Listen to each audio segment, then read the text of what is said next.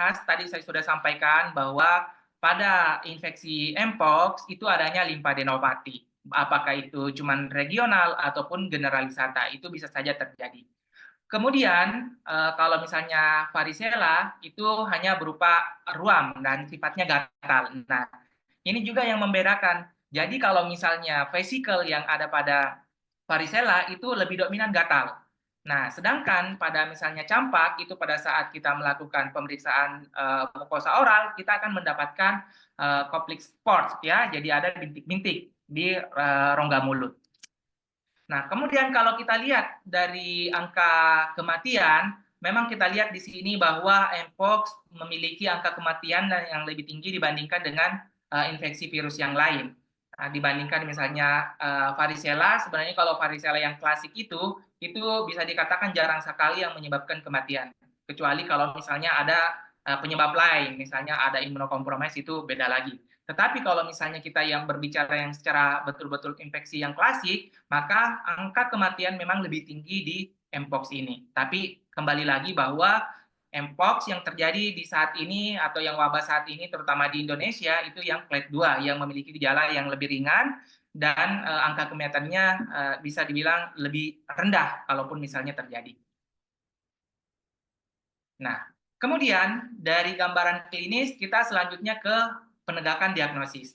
Ya, jadi tadi kita sudah melihat bagaimana gambaran klinis, kemudian kita bisa melakukan konfirmasi melalui penunjang yang bisa dikatakan standar baku emas ini yang memiliki sensitivitas bahkan sampai 100% itu pada PCR. Jadi sama seperti pada COVID-19 kemarin, bahwa kita melakukan konfirmasi menggunakan PCR. Tetapi kalau misalnya pada Mpox ini, itu kita ambil sediaan sampelnya itu dari lesi kulitnya, apakah itu berupa vesikel atau krusta yang ada. Nah, kemudian itu kita lakukan pemeriksaan sehingga nanti di situ akan kelihatan. Kemudian, kalau misalnya melakukan pemeriksaan PCR yang tidak konklusif, itu kita bisa melakukan pemeriksaan serologis. Nah, dalam pemeriksaan serologis nanti kita akan mendeteksi IgM atau IgG-nya. Nah, kemudian kita lihat ya, jadi kalau misalnya pada fase prodromal, itu kita bisa ambil.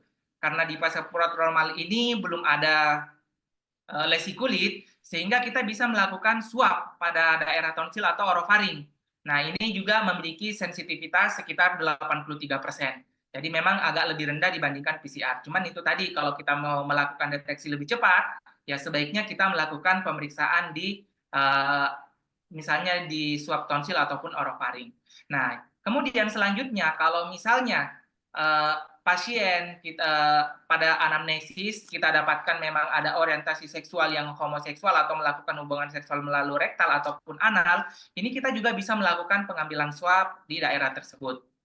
Nah, selanjutnya bisa kita mengambil sampel dari serum, apakah itu dari darah ataupun dari saliva. Jadi dengan sensitivitas yang berbeda-beda. Tentunya kalau kita lihat di sini sensitivitas dari saliva juga tinggi, yaitu kurang lebih 88 sampai 100%. Kemudian kalau misalnya masuk di fase erupsi kulit. Nah, itu tadi. Jadi sebaiknya kita mengambil pada lesi kulit apakah itu berupa vesikel atau krusta karena ini memang yang menjadi standar baku emasnya, memiliki sensitivitas bahkan sampai 100%. Namun tetap juga kita bisa melakukan pengambilan sampel sama seperti di fase prodromal. Nah, kemudian untuk cara pengambilan sampel mungkin saya jelaskan sedikit saja ya. Jadi kalau WHO ini menyarankan pengambilan itu menggunakan 2 tabung. Nah, di mana 1 tabung itu harus berisi dua sampel. Jadi misalnya, tetapi lesinya harus sama. Jadi misalnya kalau kita mau mengambil sampel vesikel, ya dua-duanya kita mengambil vesikel. Misalnya satu di tangan, atau misalnya satu di tangan, atau misalnya satu di badan, tetapi di tempat yang berbeda. Nah, begitu juga kalau misalnya mau mengambil krusta, ya semuanya kita mengambil krusta di tempat yang berbeda. Nah, kemudian untuk mungkin saya lihat ada materi selanjutnya mungkin akan dijelaskan lebih lanjut mengenai pengambilan sampel ya, jadi saya skip aja. Kemudian, ini tadi saya sudah jelaskan juga bahwa mengambil daerah krusta juga lebih dari dua tempat di dalam 1 tabung.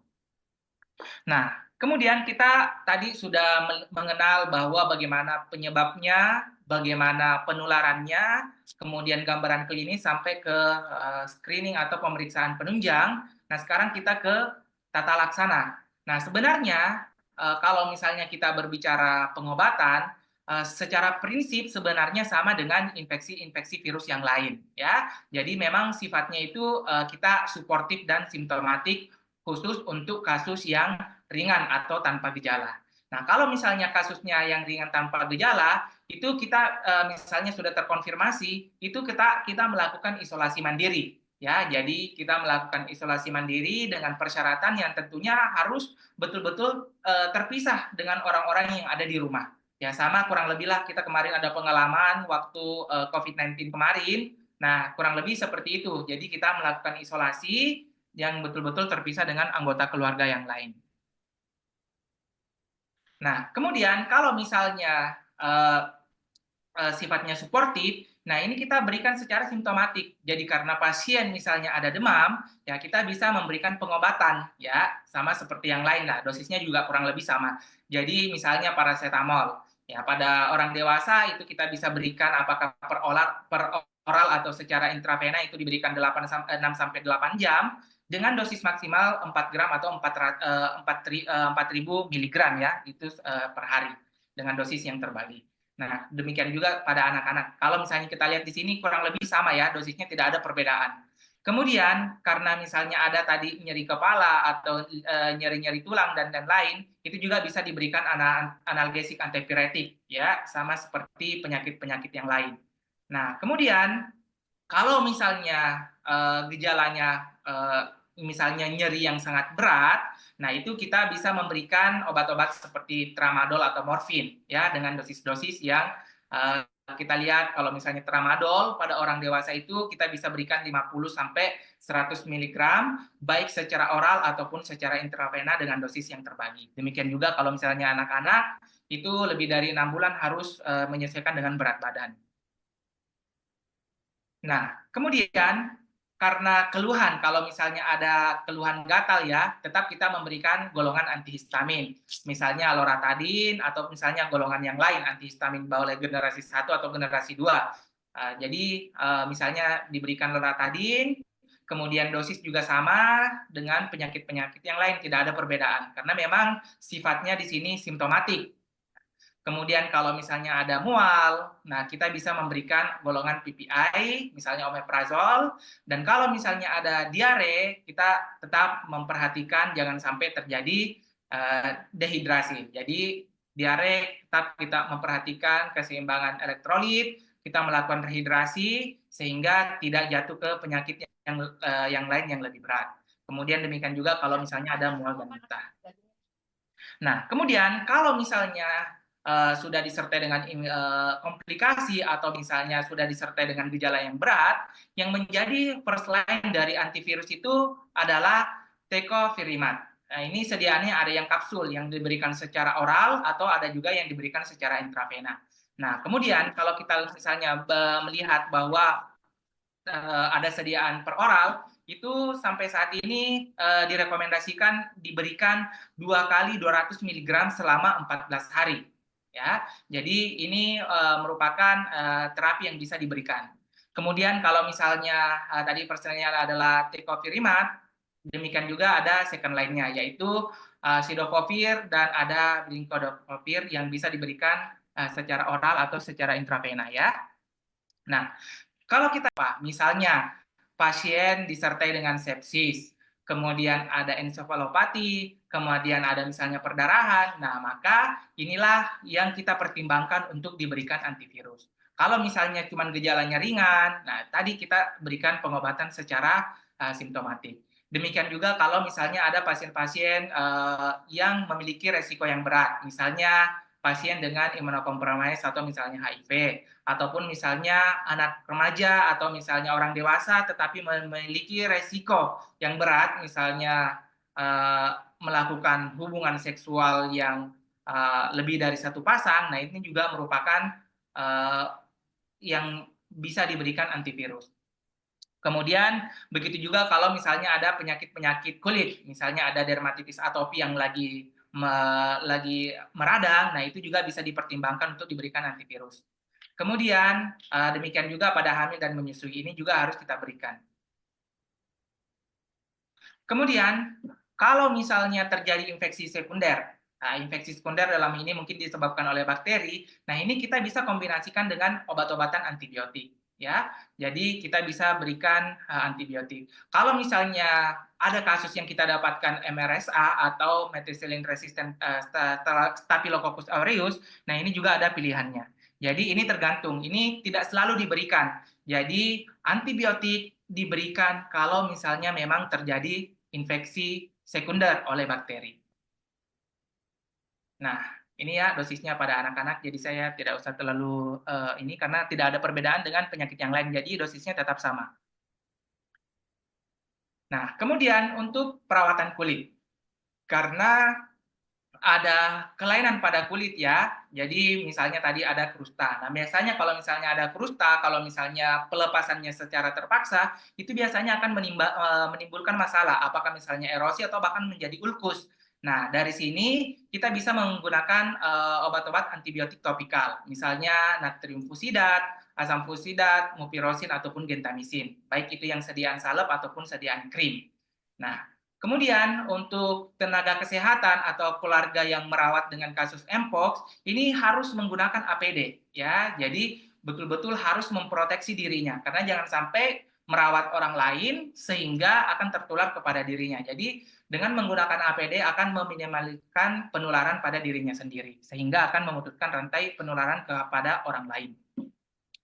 Kemudian adanya menghindari manipulasi seperti memencet. Ya, jadi kan biasanya orang kalau misalnya melihat misalnya ada lenting-lenting nih, biasanya gatal ya, gatal tangan untuk memecahkan. Nah, dengan ini harus kita hindari karena dengan memecahkan itu adalah bahan yang sangat infeksius. Sehingga kalau misalnya ada orang yang menyentuh, kemudian ada orang yang terkena, nah itu akan beresiko untuk tertular.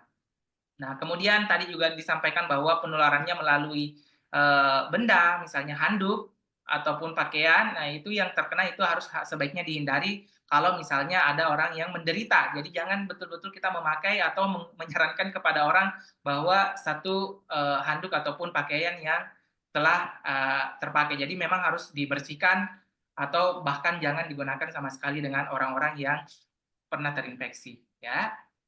Kemudian berikutnya kalau misalnya ada krusta ya, jadi sama halnya kita ingat dulu waktu kita masih sekolah, mungkin ada prinsip dermatoterapi ya. Jadi kalau kita melihat prinsip dermatoterapi artinya kalau misalnya ada krusta-krusta ini kan adalah cairan tubuh yang mengering. Nah, sebaiknya kita melakukan kompres, boleh menggunakan NaCl atau cairan steril yang lainnya. Nah, itu kita bisa kompres, bisa sekali sehari atau sesuai dengan kebutuhan. Nah, dengan harapan setelah kita melakukan kompres, maka krustanya tidak akan terlepas secara terpaksa sehingga meminimalkan adanya lesi kulit yang baru misalnya yang lebih dalam. Nah, kemudian kita lihat pencegahannya. Jadi sebenarnya ada kalau kita lihat ini ada 4 proses pencegahan yang dapat kita lakukan. Jadi kalau misalnya ada kasus yang kita curigai itu kita harus deteksi dengan cepat. Misalnya kalau misalnya sarananya ada, kita langsung melakukan pemeriksaan PCR. Ya, jadi yang menjadi standar baku tadi ya, atau bisa melakukan pemeriksaan secara serologis. Kemudian memperluas jaringan testing. Jadi kalau misalnya tadi memang selama ini dilakukan pada pasien-pasien dengan beresiko tinggi, misalnya orang HIV atau misalnya orang yang berkontak ganti pasangan atau laki-laki suka laki-laki. Nah, kita harus melakukan perluasan jaringan pemeriksaan misalnya orang-orang yang ada di sekitarnya. Kemudian penggunaan vaksin. Nah, penggunaan vaksin tentunya ini adalah sudah direkomendasikan oleh WHO dan kemudian sebenarnya kalau di luar sangat banyak, tetapi kalau di Indonesia sendiri itu sangat terbatas sehingga masih betul-betul dibatasi diutamakan pada orang-orang atau kelompok yang memiliki resiko seperti yang saya sebutkan tadi, yaitu misalnya orang-orang dengan laki-laki suka laki-laki atau memiliki pasangan lebih dari satu dan misalnya pada penderita HIV. Nah, pemberian vaksin ini juga diberikan sebanyak 2 dosis ya. Jadi setelah kita melakukan vaksin, nah itu kekebalan tubuhnya akan meningkat dengan beberapa minggu, jadi tidak secara langsung. kurang lebih sama seperti kemarin dengan vaksin COVID ya. Jadi beberapa waktu baru akan mengalami peningkatan. Nah, tentunya kalau misalnya kita berbicara vaksin, itu tentunya lebih baik diberikan sebelum terinfeksi. Karena kalau misalnya sudah terinfeksi, maka pengobatan yang akan kita berikan, tergantung dari berat ringannya. Oke. Kemudian, tentunya kita selalu memberikan edukasi kepada pasien bahwa hindari kontak dengan hewan. Karena walau bagaimanapun bahwa dari awal virus ini didapatkan penularannya itu melalui hewan. Jadi kalau misalnya mau mengkonsumsi hewan, itu sebaiknya betul-betul yang aman. Kemudian hindari kontak dengan bahan, misalnya tempat tidur, kemudian pakaian, dan lain-lain. Dan kalau misalnya ada pasien di rumah yang terinfeksi, itu betul-betul harus kita melakukan isolasi. Apakah itu isolasi mandiri atau harus dibawa ke tempat fasilitas yang ada isolasi mandiri atau isolasi yang khusus.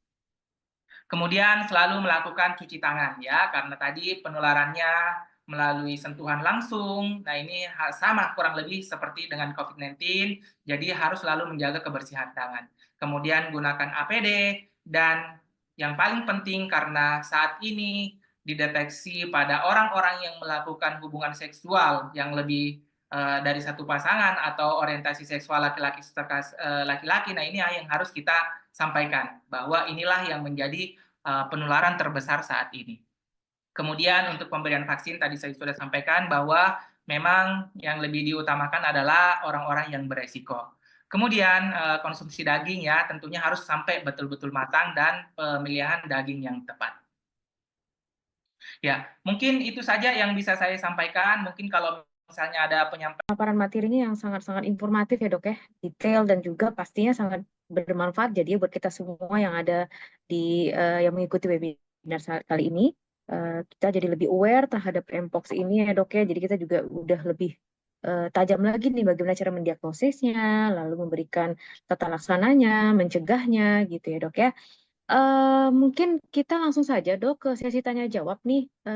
Kebetulan memang di sini sudah ada beberapa yang chat bertanya di kolom chat, tapi mungkin saya kasih kesempatan dulu jika ada yang peserta yang ingin bertanya langsung bisa raise hand. Ada? Kalau tidak ada, mungkin akan saya langsung bacakan saja dok pertanyaan yang ada di kolom chat. Antara lain yang pertama dari Mbak Pika Nopriani Lubis ya dok. Ada 2 pertanyaan nih dok. Yang pertama, jika ada pasien yang dicurigai mpox, itu bagaimana alur notifikasi kasus ini di Indonesia dok? Itu yang pertama. Lalu yang kedua, apakah vaksin mpox ini masih untuk populasi kunci atau sudah bisa diakses oleh umum dokter? Dan jika memang sudah bisa diakses, ada caranya bagaimana gitu loh dok. Tapi saya rasa tadi mungkin sudah disampaikan dok, mungkin bisa disampaikan ulang dok. Terima kasih dok, mungkin bisa langsung dijawab. Oke, terima kasih dok. Pertanyaan yang sangat bagus ya. Jadi memang kalau misalnya kita mendapatkan kasus, itu sih bagaimana alur pelaporannya. Jadi memang kita harus ketika misalnya ada kasus yang kita curigai atau kita misalnya suspek, nah itu kita harus langsung koordinasi ya. Jadi kalau misalnya datang dari puskesmas ataupun misalnya datang ke rumah sakit, itu kita harus langsung melakukan koordinasi dengan rumah sakit yang memang ada rujukan khusus ya. Kalau misalnya di Makassar misalnya di Rumah Sakit Wahidin. Nah, kemudian kalau misalnya di Jakarta juga ataupun di tempat-tempat lain saya rasa ada. Jadi kita harus langsung melakukan koordinasi bahwa kita mendapatkan kasus yang kita suspek sehingga akan dilakukan deteksi dan akan memutuskan rantai penularannya. Jadi itu merupakan langkah yang paling cepat yang harus kita lakukan. Karena kalau misalnya tidak, maka pasien kalau misalnya betul-betul positif, maka akan dia berpotensi menularkan ke orang lain. Jadi memang harus langsung berkoordinasi kepada tempat-tempat atau fasilitas rujukan utama yang ada di tempat kita masing-masing. Seperti itu, dok. Oke. Mungkin yang kedua ya dok ya, terkait dengan vaksinnya dok. Oh ya, Mungkin aksesnya ya dok ya.